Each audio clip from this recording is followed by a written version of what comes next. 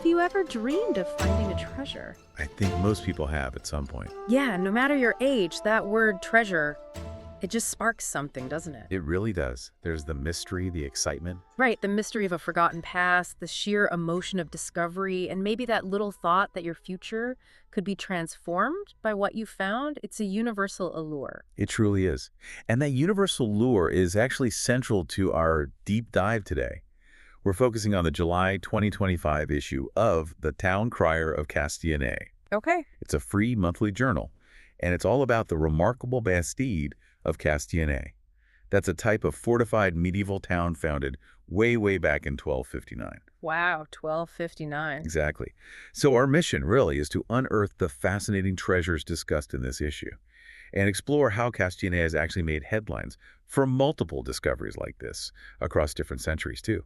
That sounds fascinating. And this journal, the Town Crier of Castillonnès, it's published by the Living Heritage of Castillonnès Association. And it sounds like it's a gold mine of historical research itself. It is. They use archives, field investigations, even memories from local elders. That's great. So it's not just dry facts. No, not at all. It's about understanding how the town has changed, its cycles of, decline and renewal, and its incredible hidden potential. And you mentioned it's free. Where can people find it?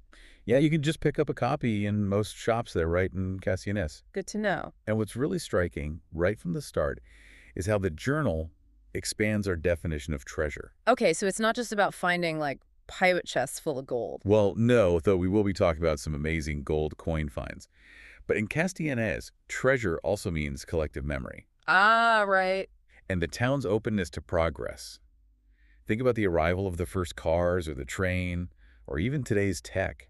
It's also about that deep connection people have to their home, their traditions, everything that gives life meaning, really. That's a really profound way to think about it. So this idea that the land itself holds a kind of treasure, connecting people to the past and future. Exactly.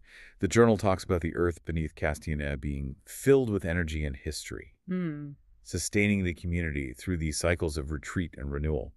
And it mentions this faith in a greatness that lies dormant in every inhabitant. What does that really mean, that dormant greatness? Well, I think it suggests this kind of deep resilience, an enduring belief in the town's potential, maybe its destiny, that history isn't just history, it's an active force. Okay. And this idea of hidden riches, it isn't purely metaphorical either. There's a nearby place called Montoriol. Montoriol. Yeah, and the name probably comes from Occitan, Montoriol, which means something like Golden Hill or Mountain of Gold. No kidding. So the name itself hints at treasure. Right. And there are these whispers, local legends maybe, about Cathars or Merovingians and their lost treasure there. Plus, apparently, Roman villas were found and then lost again. Lost again. How do you lose a Roman villa? Well, records get lost, memories fade, landscapes change. It happens. Adds to the mystery, doesn't it? It certainly does. So the very ground seems to hold secrets. But let's talk about an actual physical treasure, a really unexpected one from this century. Ah, yes, the Spanish treasure. This happened in late 2014. Okay. You have Ron and Jenny Wetton, a British retired couple.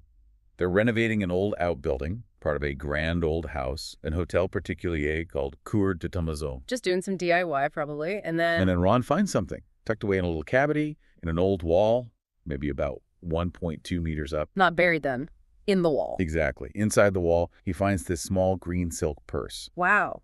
And inside? 45 gold coins. Spanish and French écus, so gold coins from that period.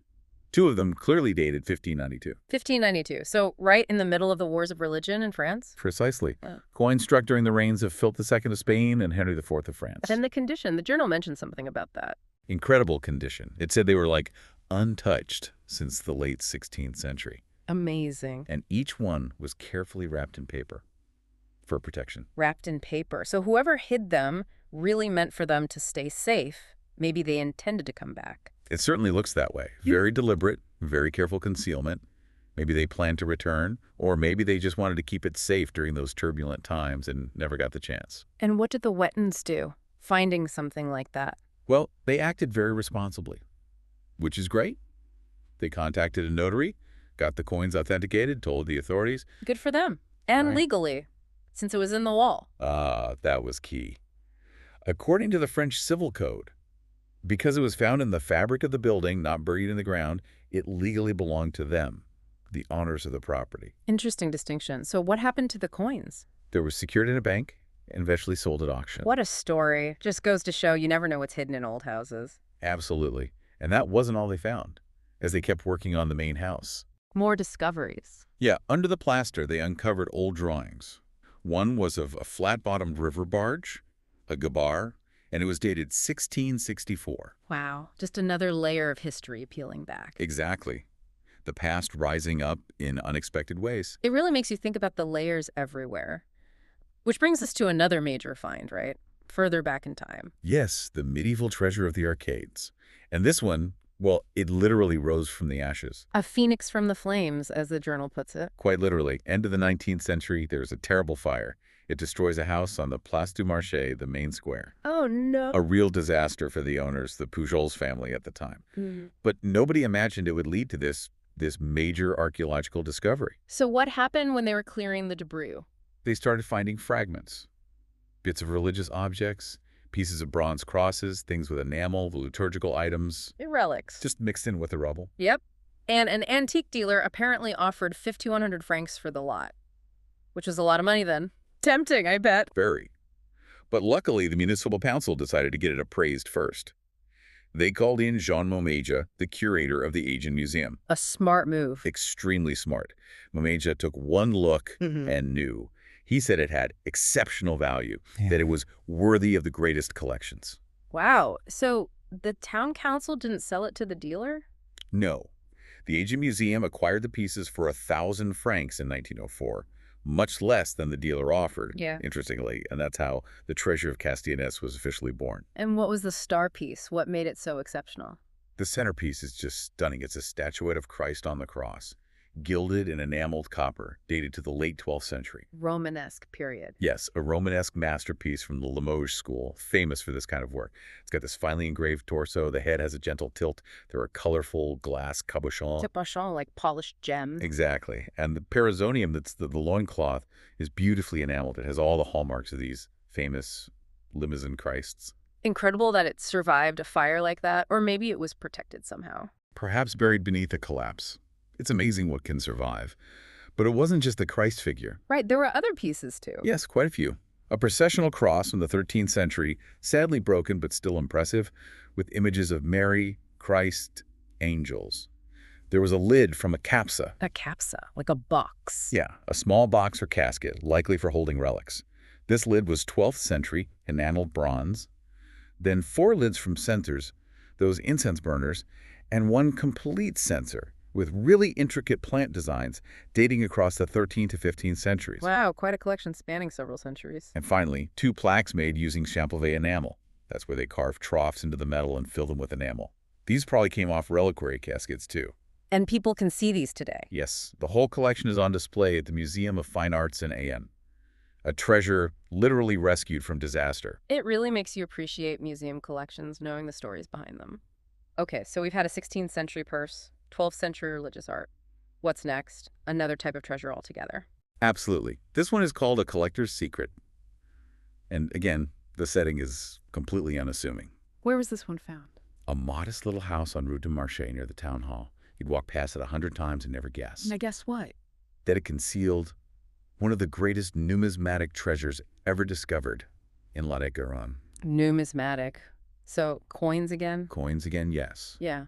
But on a whole different scale. This involves Paul Nars and his sister Claudette. They lived there very quietly. Just ordinary people. Seemingly so.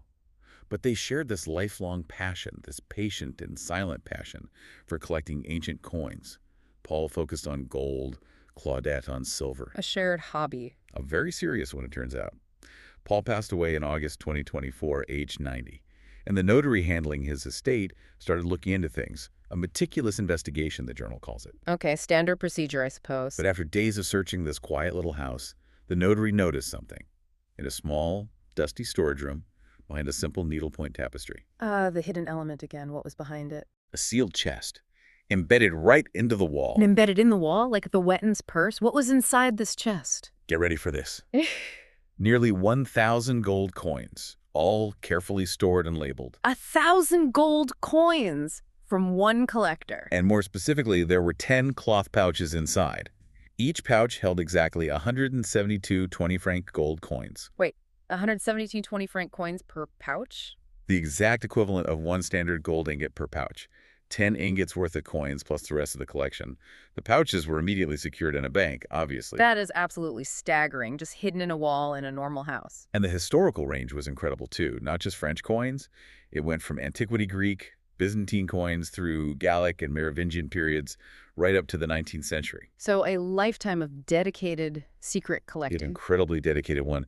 The Royal French collection alone was stunning. Think 21 coins from Charles VII, 34 gold écus of Francis I, 63 coins from Louis XIV. Wow, some real rarities in there. Oh, definitely. A rare double Louis d'Or au Soleil, a specific type of Louis XIV gold coin dated 1712. And get this, a 5-franc gold coin minted in 1889. Only 40 of those were ever struck, just for the Exposition Universelle, the World's Fair in Paris. Only 40 ever made. What would something like that be worth? Well, some individual pieces, like a perfectly centered gold coin called a Parisi d'Or from Philippe VI, were valued at over 10,000 euros each. Each. Yep. And the expert who handled the sale, Thierry Parsi from Paris, he said he'd never handled such a rich collection in terms of both scale and quality. Excluded the gold ingots in those pouches, the rest of the collection was valued around 2 million. 2 million euros, Yeah. just hidden behind a tapestry. It really speaks to the hidden depths people can have, doesn't it? These Yeah. quiet collectors preserving history. It absolutely does. And it became a huge event for collectors when it was auctioned at Tarot in Paris just recently in June 2025, another incredible chapter for Castillonnès. Patience and passion leading to this amazing legacy. Okay, we've covered actual gold, artifacts, but the journal mentions a third treasure. This sounds more mysterious. It is a bit different. This one is presented in a short story within the journal called The Guardians of the Tumulus. It's part 3 of an ongoing fictional series they published. Ah, so a fictional treasure this time. Well, yes and no. The story itself is fiction, but it explores themes that tie back to that broader definition of treasure we talked about earlier. Okay, like what? The story follows a character, Brannick, who finds an ancient sanctuary. He has these encounters, maybe spectral, maybe psychological, and it really digs into the idea that your ancestry, your blood, binds you to this place. Ancestral memory. Exactly. And the story emphasizes that forgetfulness must not consume the collective memory that shaped this land. It's about remembering, about connection. So the treasure here is memory itself and heritage. Precisely. That living connection to the past.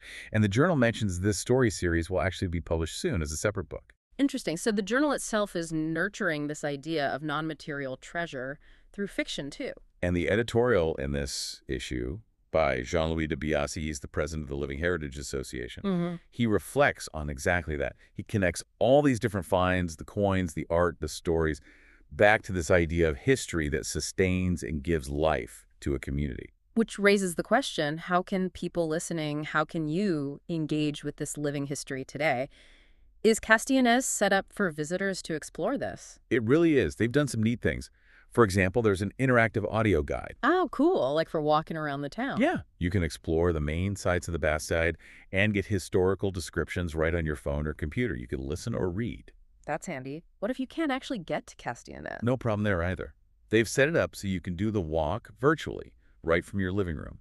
They have current photos alongside archive images from the early 1900s. Oh, that's brilliant. Comparing the past and present. It really is. And they've added a fun challenge to it as well. A challenge. Like a quiz. Sort of.